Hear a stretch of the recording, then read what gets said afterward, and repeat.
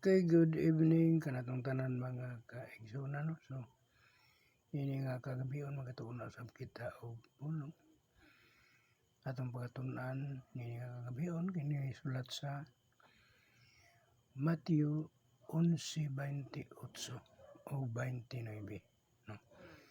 So ang unod sa maong bersikulo mga kaigsunan ko sa kini ka invitation ni Jesus Christ no. Tibuok kalibutan kini pangkalibutanon nga invitation ni Jesus Christ. So okay, atong sugdan no, atong basahon ang mao nga bersikulo. Mingon siya sa mao nga bersikulo, "Come unto me, all that labor and are heavy laden." Okay.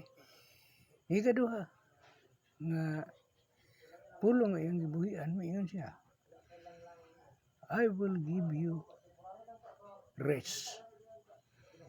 Okay, ikatulo nga iyang gipamulong, mingon siya, "Take my yoke upon me." Okay, kaupat, "And learn of me." Ikalima, "For I am sick and lowly in heart. For I am meek and lowly in heart. And all of you shall find rest." No, ang inyong mga kalag maka baton o kapahulayan. Okay. So ato ning nagsatagsaon no, ini mao nga mga gipamulong sa atong Ginoong Hesukristo. Ato kini siyang tagsatagsaon. Kaya ron atong makuha gyud ang pinaka tinuod nga iyahang buot ipasabot sa mao niya nga kining pag-invite kanato. Invitation sa tibuok kalibutan ni, sa tibuok nga katawhan ni.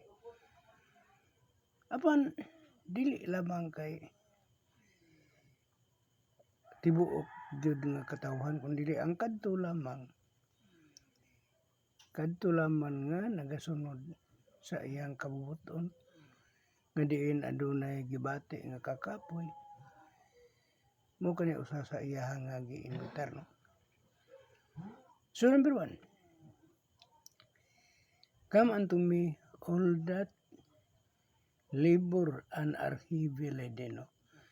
Mingon siya, "Umari kamo kanako, kamong tanan nga nangabudlay og nabug-atan." No? So matud pa sa Salmo, "Cast your burden upon the Lord." No? So Jesus Christ is inviting everyone who is tired. No? Meaning katong gipangkapuya na ito. Burden and overwhelmed, life brings struggle, sin, and worries. But his invitation is open to all. No? Gidapit niya, matod pa sa mao nga pulo. Gidapit ni Jesus ang tanan nga gikapoy ug nabugatan sa kinabuhi. Daghang problema, sala ug mga kabalaka, apan bukas ang iyang panawagan sa tanan. Okay. Ikaduhang pulong, "And I will give you rest." No? Dinhi ini nga mao nga iyang gipamulong. Naghisgot na siya sa paghatag og kapahulayan. Meaning, bisan pa sa atoa nga tanan nga itong gibati ni ini nga kapanahonan karon, walay lain nato nga madangpan, walay lain nato nga makahatag og kapahulayan kundi si Jesus Christ lang. "And I will give you rest." No? Ug hatagan ko kamo og kapahulayan. Sa John 14:27, Miingon si Jesus Christ ngadto sa mga bersikulo, "My peace I give unto you." Ang akong kalinaw, akong ihatag kaninyo. Sa ato pa, ang iyang pag-offer nga, tagaan ko kamo og kapahulayan, kalinaw, tinuod gyud kana nga iyang igahatag sa mga tao nga nagasali og nagatuo kaniya. Sumuna nga angay nato nga pamalandungan nga wala gayoy lain nato nga madang paniining panahon na karon kun dili si Jesus Christ lang. The rest Jesus give is not just physical. It is peace in the heart, freedom from guilt, and comfort in the soul. No? So, unsay giingon dito? Ang kapahulayan nga gihatag ni Jesus dili ilang physical, kundi kalinaw sa kasing-kasing, kagawasan gikan sa sala, ug kahupayan sa kalag. No? Grabe kayo ang iyahang gi-offer nga kapahulayan kanatong tanan. Take my yoke upon you. So sa ikatulon niyang pamahayag, no? Dad-ang akong yogo, ibabaw ninyo.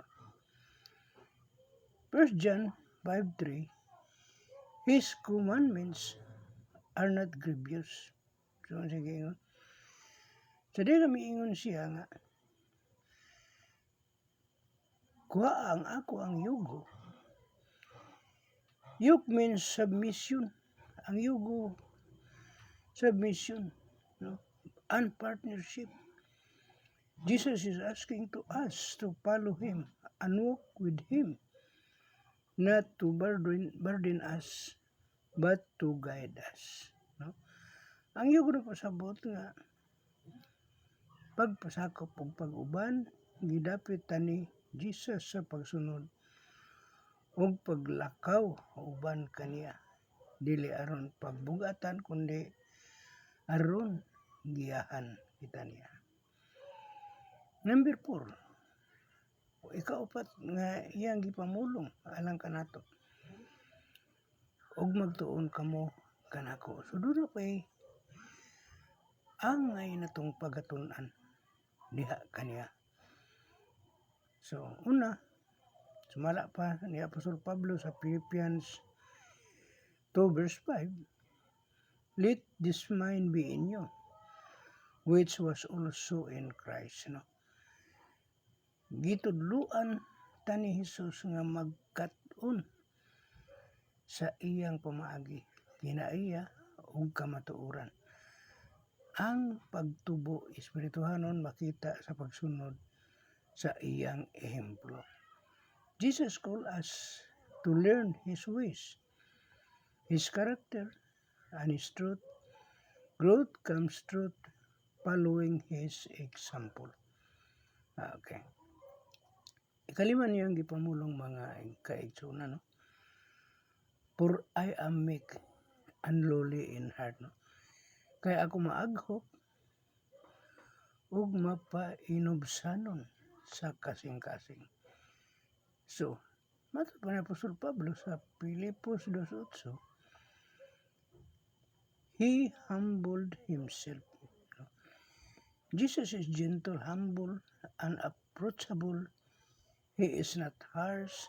He understands and cares deeply. No? Mauna si Jesus Christ. Maaghop ug mapainobsanon, dili siya istrikto o mapintas, nasabtan niya kita ug puno sa gugma ang iyahang kasing-kasing. Sumo kanay angay na to nga pamalandungan nga bisan pa man sa atong pagkamakasasala, ang iyang pagkamapainobsanon, no?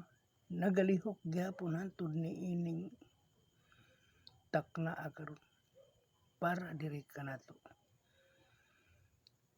Ang iyang gugma, no? Nga iyang nga naa sa iyang kasing-kasing nagalihok gyapon kana para diri kanato. Puno siya sa kaaghop mga igsoon. Nga diin andam niyang ihatag ang tanan nga atong gikinahanglan para lang kita makakaplag og kalinaw sa ato ang pagpuyo ning kalibutan. Sa ikaunom niya nga mensahe, miingon siya, "And ye shall find rest unto your soul." Ug kamo makakaplag ug kapahulayan sa inyong kalag. Ngunang miingon si Propeta Jeremiah sa Jeremiah 6:16, "Ye shall find rest for your soul." No, siya na mao'y pangita kanato og kining tinuod nga kapahulayan. True rest is found only in Jesus, not in the world. It is deep, lasting, and eternal peace for the soul. Ang tinuod nga kapahulayan makita lamang diha kang Hesus, dili sa kalibutan. Kini lawom, malungtaron ug walay katapusan nga kalinaw sa kalag. So busa mga kaigsunan, no? Ini nga kagabion matag ako og panapos nga mensahe, no, alang kanatong tanan nga si Jesus, Jesus invites us to come, follow and learn from Him. In Him we find true rest that the world cannot give. No? Gidapit ta, ang bot pasabot, no? Gidapit ta ni Jesus nga moduol mosunod og magkat-on gikan kaniya diha kaniya. Makita nato ang tinuod nga kapahulayan nga dili mahatag sa kalibutan. Okay, daghan gid salamat, no? Kahuman na usab kita og ining hamubo nga pagtulunan. Apan sure ko nga matinud-anon kayo ang mao nga mga pulo, no?